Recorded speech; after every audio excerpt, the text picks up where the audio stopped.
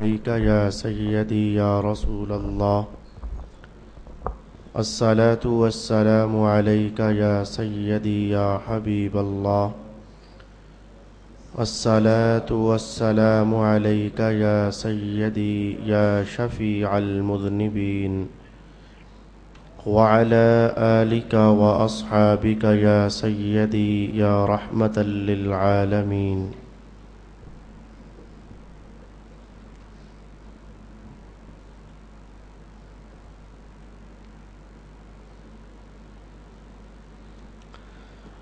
وہ لوگ جو ایمان لائے اور اطمینان پکڑتے ہیں دل ان کے اللہ کے ذکر سے، سن لو اللہ کا ذکر کرنے سے دلوں کو اطمینان حاصل ہوتا ہے۔ وہ لوگ جو ایمان لائے اور انہوں نے اعمال صالحہ کیے ان کے لیے طوبیٰ ہے اور اچھا ٹھکانہ۔ صدق اللہ مولانا العظیم۔ برادران دین و ملت، تلاوت کردہ آیات طیبات پر گفتگو کا ایک مختصر حصہ آپ سماعت فرما چکے ہیں۔ جب یہ آیت رسول پاک صلی اللہ علیہ وآلہ وسلم کے قلب اطہر پر نازل کی گئی، الا بذکر اللہ تطمئن القلوب، تو رسول پاک صلی اللہ علیہ وآلہ وسلم نے اپنے صحابہ سے پوچھا، هل تدرون ما معنی ذلک، کیا تم جانتے ہو کہ اس آیت کا معنی کیا ہے؟ یعنی وہ کون سے لوگ ہیں جن کا یہ بیان کیا جا رہا ہے کہ ان کے دل اللہ کے ذکر سے اطمینان حاصل کرتے ہیں، جانتے ہو تم کہ یہ کون لوگ ہیں؟ صحابہ کہنے لگے، اللہ ورسولہ اعلم، میرے آقا ہم نہیں جانتے، اللہ جانتا ہے اور اس کا رسول بہتر جانتے ہیں۔ تو رسول پاک صلی اللہ علیہ وآلہ وسلم نے اس موقع پر ارشاد فرمایا، من احب اللہ ورسولہ واحب اصحابی، جن لوگوں کو یہ تین خوبیاں اللہ عطا فرما دے تو ان لوگوں کو جان جانا چاہیے کہ ان کے دل میں اللہ اطمینان کی سعادت عطا فرمائے گا۔ کون سی تین خوبیاں؟ احب اللہ، جو اللہ سے محبت کرے، ورسولہ، اور اللہ کے رسول سے محبت کرے، وَأَحَبَّ أَصْحَابِي، اور جو شخص میرے صحابہ کرام سے محبت کرے۔ جس شخص کو یہ تین محبتیں حاصل ہو جاتی ہیں اللہ تعالیٰ اس کے دل کو اطمینان کی دولت عطا فرما دیتا ہے۔ حضرت علی المرتضیٰ رضی اللہ تعالی عنہ سے روایت ہے کہ اس محفل میں میں موجود تھا۔ حضرت علی ارشاد فرماتے ہیں کہ اس محفل میں موجود تھا جب یہ آیت رسول پاک علیہ الصلاۃ والسلام نے سنائی، اور آیت پڑھنے کے بعد یہ اس محفل میں حضور نے یہ سوال نہیں کیا، هل تدرون ما معنی هذا، اس آیت کا معنی کیا ہے؟ یہ سوال یہ کسی اور نشست کا سوال ہے۔ اور آج اس نشست میں حضرت علی المرتضیٰ ارشاد فرماتے ہیں، ذاک من احب اللہ ورسولہ واحب اہل بیتی صادقا غير كاذب وأحب المؤمنين شاهدا وغائبا ألا بذكر الله يتحابون او كما قال رسول اللہ صلی اللہ علیہ وآلہ وسلم۔ حضرت علی المرتضیٰ کی روایت میں 2 جملے زیادہ بھی ہیں۔ آپ نے فرمایا کہ حضور رحمت عالم صلی اللہ علیہ وآلہ وسلم ارشاد فرماتے ہیں کہ ان لوگوں کے دل مطمئن ہیں اور ان لوگوں کو اللہ نے اطمینان عطا کر دیا ہے، کن لوگوں کو؟ جو اللہ سے محبت کرتے ہیں اور اللہ کے رسول سے محبت کرتے ہیں اور میرے اہل بیت سے محبت کرتے ہیں۔ دوسری روایت میں اصحاب کے الفاظ آئے تھے اور اس روایت میں حضور نے ارشاد کیا کہ جو میرے اہل بیت سے بھی محبت کرتے ہیں، اور ساتھ اضافہ کیا وَأَحَبَّ الْمُؤْمِنِينَ، اور وہ ایمان والوں سے بھی محبت کرتے ہیں۔ اور 5واں جملہ رسول اکرم صلی اللہ علیہ وآلہ وسلم نے فرمایا الا بذکر اللہ یتحابون، اور یہ جو لوگ ہوتے ہیں جن کا حوالہ قرآن دے رہا ہے، یہ اللہ کے ذکر سے بڑی محبت کرنے والے ہوتے ہیں، اللہ کے ذکر سے بڑا پیار کرنے والے ہوتے ہیں۔ اب اللہ کے ذکر سے مراد کیا ہے؟ گزشتہ سبق میں میں نے چند جملوں میں یہ عنوان آپ کی خدمت میں عرض کرنا چاہا تھا۔ اگلی آیت کی طرف آج ہم بڑھنا چاہیں گے، جس کے بعض حصے آج کی نشست میں ہم سمجھیں گے، اور اس آیت کے متعلق تفصیلی بیان جو کہ رسول پاک صلی اللہ علیہ وآلہ وسلم نے ارشاد فرمایا ہے، اسے اگلی نشست میں ہم سیکھنے کی کوشش کریں گے۔ اللہ تعالیٰ نے ارشاد فرمایا الذین آمنوا وعملوا الصالحات، ایمان لانے کے بعد جو عمل صالح کرتا ہے، اور عمل صالح کیا ہوتا ہے یہ میں کئی بار اس کی وضاحت آپ کی خدمت میں عرض کر چکا ہوں۔ عمل کیا ہوتا ہے یہ بھی عرض کر چکا ہوں، اور پھر عمل صالح کیسے بنتا ہے یہ بھی میں حوالہ اور معنی آپ کی خدمت میں عرض کر چکا ہوں۔ فرمایا کہ جو ایمان والے ہیں اور عمل صالح کرنے والے ہیں، اللہ تعالیٰ نے فرمایا طوبیٰ لہم، ان کے لیے طوبیٰ ہے، یا پھر اس کا ترجمہ ہوگا ان کے لیے طوبیٰ ہو یا ان کے لیے طوبیٰ ہے، یہ دونوں طرح سے اس کا معنی بیان کیا گیا۔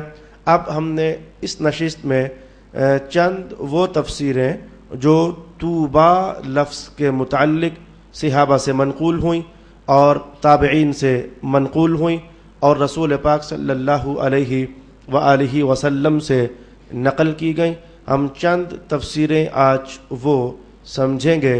اور طوبیٰ کے متعلق جو لمبی ترین تفصیلی ترین روایت رسول اکرم صلی اللہ علیہ وآلہ وسلم سے نقل فرمائی گئی ہے، وہ کم از کم بھی 1.5 صفحے کی روایت بنتی ہے، وہ آج کی نشست میں آپ کی خدمت میں عرض نہیں کر سکوں گا۔ البتہ اتنا ضرور ہے کہ طوبیٰ کی تفسیر میں جتنے بھی اقوال نقل کیے گئے، ان اقوال میں سے اکثر وہی قول ہے جو کہ اس لمبی اور تفصیلی روایت سے رسول پاک صلی اللہ علیہ وآلہ وسلم سے نقل کیے گئے ہیں۔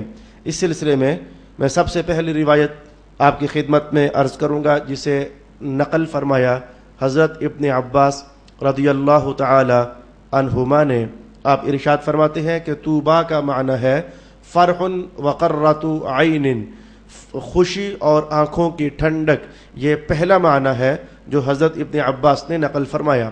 تو آپ فرماتے ہیں کہ آیت کا معنی یہ ہوگا کہ جن لوگوں کو اللہ نے ایمان کی دولت عطا فرمائی اور جن لوگوں کو اللہ نے عمل صالح کی دولت عطا فرمائی، تو خود اللہ ارشاد فرماتا ہے طوبیٰ لہم، انہیں خوشی بھی ہو جائے اور ان کی آنکھیں بھی ٹھنڈی ہو جائیں، یعنی قیامت والے دن انہیں راحت بھی ہوگی اور اللہ اپنی نوازشات سے ان کی آنکھیں بھی ٹھنڈی فرمائے گا۔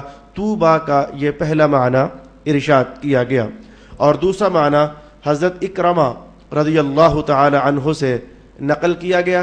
یہ معنی تو ذرا الگ سی نوعیت کا ہے، اس میں خاص کر کے آخرت کا عنوان نہیں ہے، بلکہ اس میں دنیا کا عنوان بھی آپ نے ساتھ چھیڑ دیا اور آخرت کا عنوان بھی آپ نے ساتھ چھیڑ دیا۔ آپ ارشاد فرماتے ہیں کہ طوبیٰ لہم نعم ما لہم آپ فرماتے ہیں کہ جو ایمان والا ہے اور عمل صالح کرنے والا ہے اللہ اسے جو بھی دیتا ہے اچھا عطا فرماتا ہے. یہ طوبا کا معنی انہوں نے ان کلمات کے ساتھ کر دیا کہ اللہ انہیں جو بھی دے گا وہ اچھا ہی ہوگا. اللہ انہیں اولاد عطا فرمائے وہ اولاد اچھی ہوگی. اللہ انہیں رزق عطا فرمائے وہ رزق اچھا ہوگا.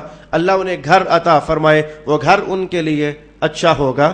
اللہ انہیں سواری عطا کرے وہ سواری ان کے لیے اچھی ہوگی. اللہ انہیں زندگی عطا کرے جب تک وہ چاہے تو ان کی وہ زندگی اچھی ہوگی. اللہ انہیں قبر کے مراحل میں لے جائے تو قبر کے مراحل ان کے لیے اچھے ہو جائیں گے. اللہ انہیں بزم محشر میں لا کھڑا کرے تو آج کا دن بھی ان کے لیے اچھا ہو جائے گا. حضرت اکرمہ رضی اللہ تعالی عنہ نے طوبا کا یہ معنی ارشاد فرمایا. میں تیسری روایت آپ کے سامنے پیش کرنا چاہوں گا جسے حضرت امام ضحاک رضی اللہ تعالی عنہ نے نقل فرمایا ہے. آپ ارشاد فرماتے ہیں کہ طوبا کا معنی جو میں نے اپنے مشائخ سے سیکھا ہے وہ معنی ہے غبتتن لہم. یہ غبتہ یہ کیا ہوتا ہے؟ غبتہ کی تعریف کرنے کے لیے میں آسان ترین کلمات آپ کی خدمت میں یوں عرض کروں گا کہ ایک ہوتا ہے حسد اور ایک ہوتا ہے غبطہ کرنا. یہ غبطہ کرنا شریعت میں جائز ہے اور حسد کرنا یہ شریعت مطہرہ میں جائز نہیں ہے. اب یہ غبطہ میں اور حسد میں کتنا فرق ہوگا؟ میں اس کی مثال یوں آپ کی خدمت میں عرض کروں گا کہ آپ میں سے کسی صاحب کو اللہ تعالیٰ اچھی گاڑی عطا فرما دے یا کوئی سی بھی اور اچھی نعمت عطا فرما دے. میں نے ایک مثال کہنی ہے، چلیں اللہ آپ میں سے کسی کو اچھی گاڑی عطا فرمائے. اب اس سلسلے میں میں آپ سے حسد کرنا چاہوں تو کیفیت یہ ہوگی، میں کہوں کہ اے اللہ تعالیٰ اس سے یہ گاڑی لے لے اور اس جیسی گاڑی مجھے عطا کر دے. یعنی وہ نعمت جو آپ کے پاس ہے آپ سے وہ نعمت ختم ہو جائے اور اس جیسی نعمت مجھے میسر آ جائے. اس پورے پروسیس کو اور اس پوری کیفیت کو شریعت پاک میں حسد کے ساتھ تعبیر کیا جاتا ہے. اور ویسے بھی آپ جانتے ہو کہ حسد کا مرض یہ تو اتنا عام ہے خاندانوں کی دنیا میں اور دوستوں کی دنیا میں، تاجروں کی دنیا میں، کاروباروں کی دنیا میں، بلکہ کہتے ہوئے شرمندگی محسوس ہوتی ہے کہ علماء کی دنیا میں بھی حسد یہ تو بہت زیادہ ہے اور مذہبی کام کرنے والوں کی دنیا میں حسد بہت زیادہ ہے. دین پاک کی خدمت کا عنوان اگر چھڑ جائے تو اس حوالے سے ہم دیکھیں تو حسد بہت زیادہ پایا جاتا ہے. الغرض حسد یہ تو بہت برا مرض ہے جس کے بارے میں رسول پاک صلی اللہ علیہ وآلہ وسلم نے ارشاد فرمایا کہ یہ حسد یہ ایسا مرض ہے جو نیکیوں کو یوں کھا جاتا ہے جیسے آگ خشک لکڑی کو کھا جاتی ہے، ایسے ہی یہ حسد کرنا یہ انسان کی نیکیوں کو ہڑپ کر جاتا ہے. تو یہ تھا حسد. لیکن میں آپ کے سامنے کہنا چاہتا ہوں غبطہ. یہ غبطہ کیا ہوگا؟ میں تصویر آپ کے سامنے لانے لگا ہوں. اللہ نے آپ کو اچھی گاڑی عطا فرما دی تو میں آپ سے غبطہ کرنا چاہتا ہوں تو اس کی کیفیت یہ ہوگی، اے اللہ تعالیٰ دیکھنا تو نے اس بندے کو یہ گاڑی عطا کی ہے تو چلو ٹھیک ہے تو نے دے دی ہے تو بس ٹھیک ہے دے دی ہے، تو نے مناسب جانا تو دی ہے، اب ایسا کرنا اس جیسی مجھ سے بھی عطا فرما دے، اس کے پاس رہے، یہ ختم نہ ہو، اس سے یہ نعمت چھین نہ جائے، تو بس مہربانی کر مجھے بھی دے دے نا. میں کتنا محروم ہوں، میں کتنا خالی ہوں، میں کتنا تیری نعمت سے پیچھے ہٹا ہوا ہوں، کرم نوازی کر. جیسے اسے یہ نعمت تو نے عطا کی ہے ایسے ہی یہ نعمت مجھے بھی عطا فرما دے. اس کیفیت کو عربی زبان میں اور ہمارے مذہب کی زبان میں غبطہ کہا جاتا ہے. اب آئیے میں تفسیر کی چوتھی جہت آپ کے سامنے عرض کرنا چاہوں گا. حضرت اب امام ضحاک فرماتے ہیں کہ جو ایمان والے ہیں اور عمل صالح کرنے والے ہیں ان کے لیے طوبا ہے، یعنی ان کے لیے غبطہ ہے. یعنی قیامت کے میدان میں جب وہ حاضر کیے جائیں گے تو اللہ جو عطائیں انہیں دے گا، جو نوازشات ان پر برسیں گی تو انہیں دیکھ کر باقی لوگ جب دیکھیں گے کہ اللہ کا فلانا انعام اسے مل گیا ہمارے پاس نہیں ہے، اللہ کا فلانا کرم انہیں مل گیا ہمارے پاس نہیں ہے، اللہ کی رحمت کی وہ جہت اسے مل گئی اور ہمارے پاس نہیں ہے، تو اب ہوگا توبہ، یعنی وہ ادھر کھڑے کھڑے اللہ کے دربار میں کہیں گے اے اللہ تو نے اسے تو عطا فرما دی ہے، وہ تیرا اچھا بندہ تھا، اب کرم نوازی کر دے نا کہ جیسے تو نے اسے دے دی ہے ایسے ہی اپنی رحمت سے یہ نعمت ہمیں بھی عطا فرما دے۔ تو لوگ اس پر رشک کریں گے، قیامت والے دن اسے ترسی نظروں سے دیکھیں گے، یہ اللہ کی رحمت کا مستحق ہو گیا اور ہم خالی اور محروم رہ گئے، اے اللہ اسے بھی اور عطا کر دے اور ہمیں بھی اور عطا کر دے۔ تو یہ چوتھا معنی بیان کیا گیا، الذین آمنوا وعملوا الصالحات طوبی لہم وحسن مآب، کہ جو ایمان والے ہیں اور اچھے عمل کرنے والے ہیں ان کے لیے قیامت والے دن غبطہ ہوگا اور لوگ ان پر رشک کریں گے۔ اور آپ کی معلومات میں اضافہ کے لیے حضرت امام جلال الدین سیوطی نے رضی اللہ تعالی عنہ ایک عجب روایت بھی اس سلسلے میں نقل فرمائی ہے وہ 2 لفظوں کی، لیکن آپ نے کہا کہ یہ ہر علاقے کی اپنی زبان ہوتی ہے۔ اب دیکھو نا، میں آج ہی ایک جگہ پر ایک سبق کی بحث پڑھ رہا تھا، تو اس میں لکھا ہوا تھا کہ عرب والے اپنے رب کو اللہ کے نام سے یاد کرتے ہیں۔ اچھا یہ عجم کی طرف آ جاؤ تو پھر رنگ برنگے نام ہیں جو اللہ کی ذات کے لیے استعمال کیے جاتے ہیں۔ کوئی مثلا فارس کا رہنے والا ہو تو وہ خدا کا لفظ استعمال کر دیتا ہے، اب یہ فارسی زبان کا لفظ ہے۔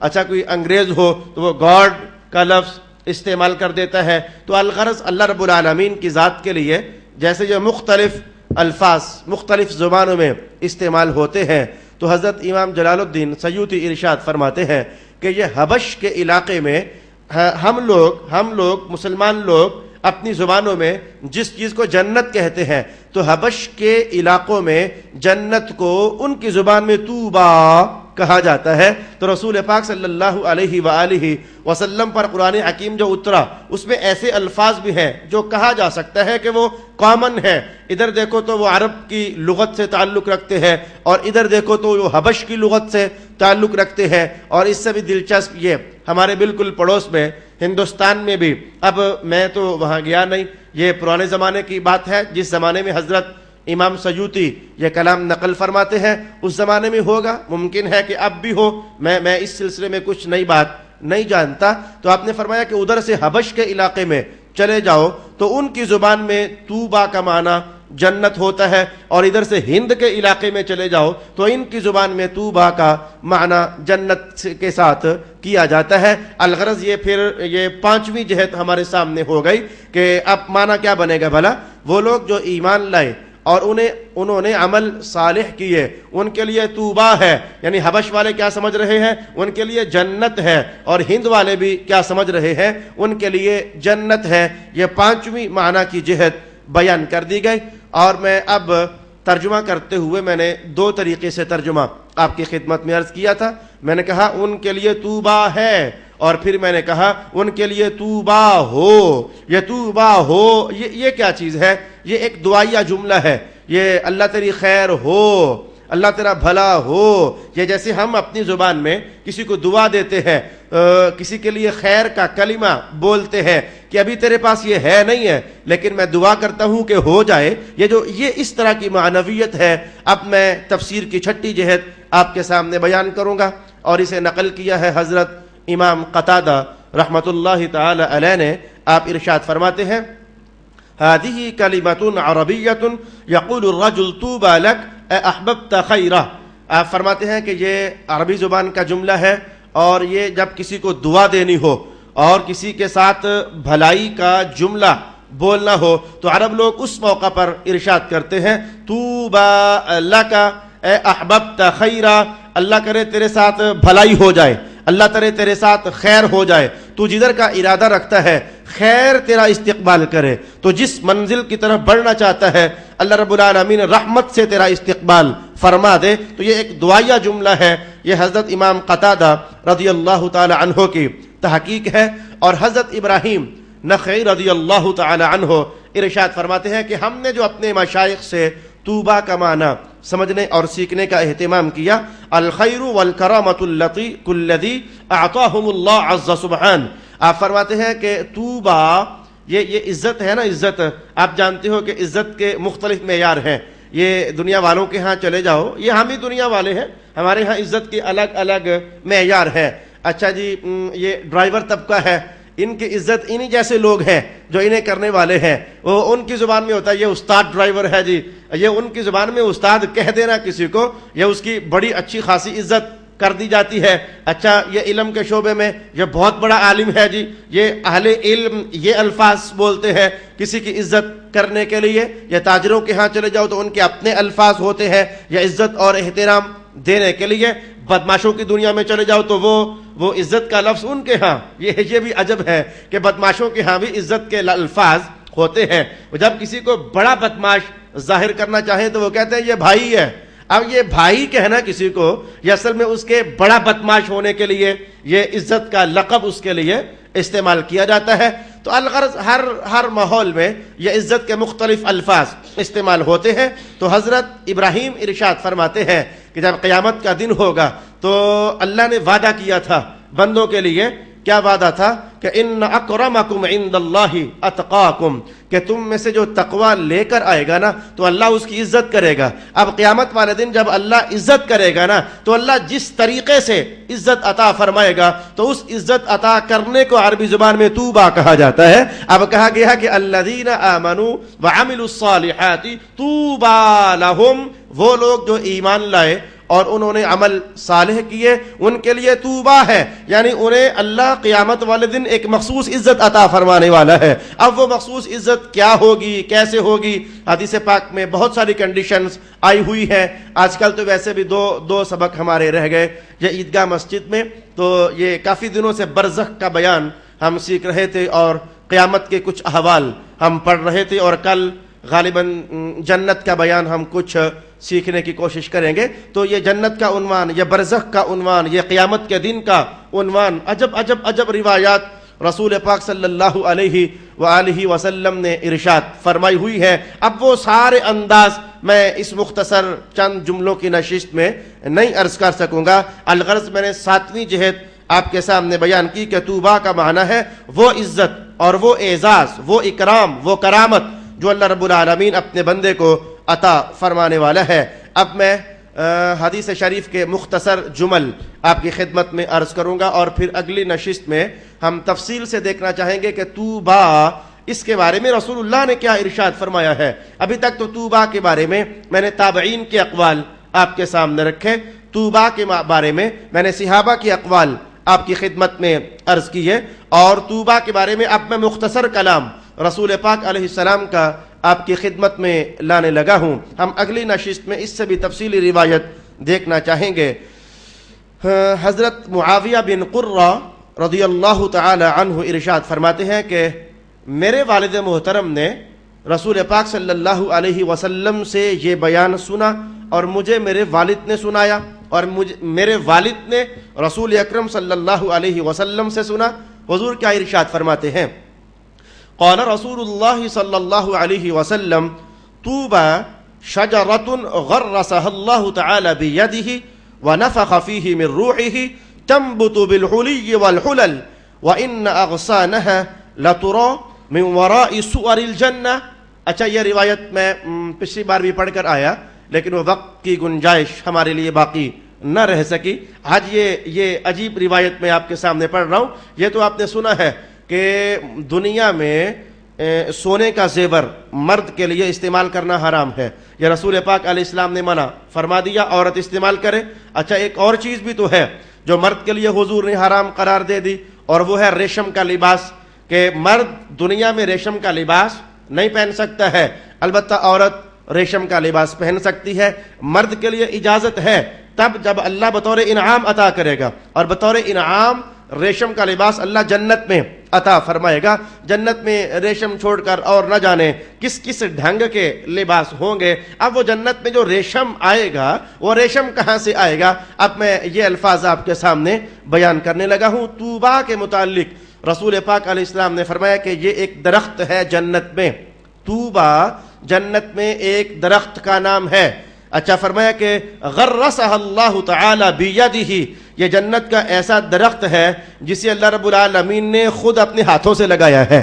اب یہ الفاظ اہل علم جانتے ہیں اور حدیث سے شغف رکھنے والے کہ یہ کلمات اپنے مقام پر متشابہات کلمات میں سے ہیں کہ جن کا ترجمہ کرنا آسان ہے، لیکن کیا کیفیت وہی ہے جو ہم اپنے ہاں پاتے ہیں کہ زمین کھودنی، پھر ایک بوٹا پکڑنا، پھر اسے نیچے لے جانا، پھر اوپر مٹی ڈال دینی، یہ جو تصویر ہمارے ہاں بنتی ہے کیا اللہ کے ہاں یہ تصویر ہے؟ جی یہ تصویر نہیں ہے۔ وہ جس طرح چاہے گا یا جس طرح اس نے چاہا تھا تو اس نے یہ درخت گاڑ دیا۔ الغرض ہمیں تو ہمارے حضور نے اتنا ارشاد کیا ہے کہ جنت میں ایک درخت ہے جس کا نام طوبیٰ ہے، اور اس درخت کو اللہ نے اپنے ہاتھوں سے لگایا ہے۔ وَنَفَخَ فِيهَا مِن رُوحِهِ، اور اس میں سے اپنی شان کے مطابق رحمت کی پھونک اس میں سے ڈالی ہے۔ اب اگلا جملہ یہ ہے تنبت بالحلی والحلل، یہی وہ درخت ہے جس میں سے جنت والوں کی پوشاکیں تیار ہوتی ہیں، جنت والوں کے لیے کپڑا جس درخت سے حاصل ہوتا ہے۔ اب کیا مراد ہے؟ میں نہیں جانتا کیا مراد ہے۔ کیا جیسے یہ درخت کی چھال ہوتی ہے تو یہ چھال ہی کپڑا ہے جنت والوں کا؟ کیا یہ معنی ہے؟ میں نہیں جانتا۔ کیا یہ معنی ہے کہ یہاں سے ریشم کے دھاگے حاصل ہوتے ہیں، پھر ان کو بن لیا جاتا ہے تو جنت والوں کا لباس تیار ہوتا ہے؟ میں نہیں جانتا۔ مجھے تو حضور نے جو کلام ہم تک پہنچا، جو ہمیں سمجھایا، مجھے اتنا ہی معلوم ہے کہ رسول پاک صلی اللہ علیہ وآلہ وسلم نے فرمایا کہ طوبیٰ یہ وہی درخت ہے جس میں سے جنت والوں کا لباس اللہ رب العالمین پیدا فرماتا ہے، اور کہا کہ وَإِنَّ أَغْصَانَهَا لَتُرَى مِنْ وَرَاءِ سُوَرِ الْجَنَّةِ، کہ یہ جنت کی جو دیواریں ہیں، آج ہمیں یہ بھی معلوم ہوا کہ جنت کی 4 دیواری بھی ہے۔ کتنی اونچی ہے، کتنی بڑی ہے، یہ تو جنت کے بیان میں ہم سیکھ سکتے ہیں، لیکن اس روایت میں یہ الفاظ کہ جو جنت کی 4 دیواری ہے، اگر کوئی بندہ باہر کھڑا ہو جائے تو باہر کھڑا ہو کر اندر دیکھنا چاہے تو دیواروں کی اوٹ میں سے بھی اس طوبیٰ درخت کی شاخیں اسے نظر آ رہی ہوں گی۔ یا اتنا اونچا اور اتنا بڑا، اس کے بڑا ہونے کی کہانی میں اس بار اور اس نشست میں نہیں کہوں گا، اس کا بڑا ہونا یہ کتنا کو بڑا ہے۔ البتہ مجھے آج سے کچھ 6 سال پرانا مطالعہ یاد پڑتا ہے، 6 سال پرانا مطالعہ، اور غالب امکان یہ ہے کہ حوالہ یہ قاضی ثناء اللہ پانی پتی کا ہے، تفسیر مظہری کا۔ اگر میں غلطی کھا جاؤں تو اللہ مجھے معاف کر دے، لیکن میں نے غالب امکان پیش کیا، یہ 6-7 سال پرانا مطالعہ ہے۔ حضور رحمت عالم نے اس درخت کی ایک شان یہ بھی ارشاد فرمائی تھی کہ الذین آمنوا وعملوا الصالحات طوبیٰ لہم، ایمان والوں اور عمل صالح کرنے والوں کے لیے طوبیٰ ہے۔ صحابہ نے پوچھا حضور طوبیٰ کیا ہے؟ فرمایا یہ ایک ایسا درخت ہے جو اتنی شاخیں رکھتا ہے کہ اہل جنت اپنے اپنے گھروں میں ہوں گے نا تو جتنے بھی گھر ہیں، جہاں جہاں بھی ہیں، تو ہر گھر میں اس درخت کی ایک شاخ اللہ لازمی پہنچا دے گا۔ یہ ایک شاخ کا پہنچا دیا جانا، یہ اس درخت کی شان رسول پاک صلی اللہ علیہ وسلم نے بیان فرمایا۔ یہ اتنا بڑا درخت ہے تو پھر جان جانا چاہیے نا کہ ایمان والوں کے گھر تو پوری جنت میں، اور پھر جنت کے 100 درجات میں پھیلے ہوئے ہیں۔ جنت میں 100 درجے ہیں، اور پھر ہر درجہ اتنا اونچا، جیسے زمین سے لے کر آسمان تک چوڑا اور لمبا کتنا ہے، یہ آج کا عنوان ہمارا نہیں ہے۔ البتہ یہ 100 درجے جنت کے، پھر ہر درجے میں مکانات، اور پھر ہر مکان میں طوبیٰ کی ایک شاخ کا پہنچ جانا۔ اب یہ میں کہنے لگا تھا اندازہ لگایا جا سکتا ہے کہ کتنا کو بڑا ہے، پھر میں رک گیا، میں نے کہا اندازہ ہم سے لگنا ہی نہیں ہے۔ وہ جنت کے درجوں کا سنبھالا دینا، ذہن میں اتارنا ہی مشکل ہے کہ وہ کتنی کیوں بڑی جنت ہے، اور پھر جنت میں مکانات، اور یہ کوئی 50 60 100 یا کوئی 1000 2000 مکان تھوڑے ہو رہے ہیں۔ آج میں کل کا مطالعہ کر رہا تھا تو میں پڑھتے پڑھتے ہنس پڑا کہ یہ حال ہو رہا ہے قیامت کو، یہ حال ہونا ہے۔ حضور نے فرمایا کہ جنت کا دروازہ کتنا بڑا ہے، جنت کا دروازہ کتنا بڑا ہے۔ حضور نے فرمایا کہ جیسے کوئی 70 سال مسلسل چلے نا، یہاں سے کوئی چلے 70 سال مسلسل تو جہاں پہنچے گا، یہ اتنا فاصلہ، یہ ایک دروازہ ہے جنت کا، اتنا بڑا۔ اچھا اب یوں لگا کہ یہ تو بہت بڑا ہے، لیکن حضور نے فرمایا کہ جب جنتی اس میں جائیں گے نا تو اتنا رش ڈل جائے گا کہ کندھے کندھے سے کھہ رہے ہوں گے۔ یہ حضور نے یہ جملہ ارشاد کیا کہ جب جنت والے جنت میں داخل ہوں گے تو اتنا رش ڈال کر جائیں گے، ایک کندھا دوسرے سے کھہ کھہ کر داخل ہو رہے ہوں گے۔ اور جو آخری جملہ حضور نے فرمایا کہ جب یہ اس رش کے عالم میں یہ دروازہ کراس کیا جا رہا ہوگا تو یہ دروازے کے اندر سے بھی چر چر چر کی آواز محسوس ہوگی. او کما قال رسول اللہ صلی اللہ علیہ وآلہ وسلم. ادھر کی باتیں میاں واقعی ایسا ہے, عقل بہت چھوٹی ہے اور ادھر کی باتیں عقل سے بہت زیادہ ماورا ہے. تو رسول پاک صلی اللہ علیہ وآلہ وسلم نے فرمایا کہ یہ جنت کا ایک درخت ہے. یہ مختصر کلمات آج ہم نے اس محفل میں سیکھے ہیں. اگلی جمعرات کو سبق تو نہیں ہوگا, 27ویں کی شب ہوگی, تو 27ویں والا سبق یعنی جمعرات والا سبق ٹھیک ایک دن کی تاخیر کے ساتھ 29ویں شب کو جب ہماری اس مسجد میں درس قرآن ختم ہوگا, قرآن حکیم ختم ہوگا تراویح کی صورت میں, تو اسی دن میں اگلی نشست میں یہ توبہ کا بیان اس نشست میں آپ کی خدمت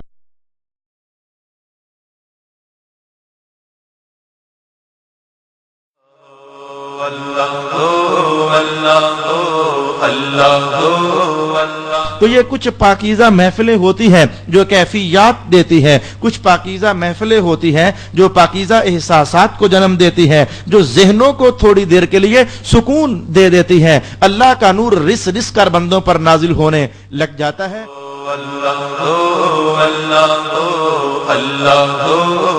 ہر بندہ اللہ کا محتاج ہے. کہنا چاہو تو غریب اپنی دنیا میں محتاج ہے مالدار کا, مالدار اپنی آخرت میں محتاج ہے غریب کا.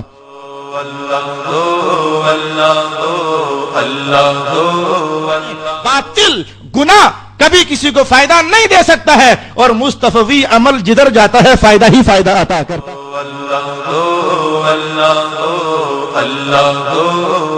اپنے بچوں کا بچپن اللہ کے ذکر کے سائے میں ڈالو, اپنی جوانیاں اللہ کے ذکر کے سائے میں ڈھالو, اور اگر بوڑھے ہو تو اپنا بڑھاپا اللہ کے ذکر کے سائے میں ڈالو. اپنے گھروں پر اللہ کے ذکر کی چھاؤں ڈالو. اللہ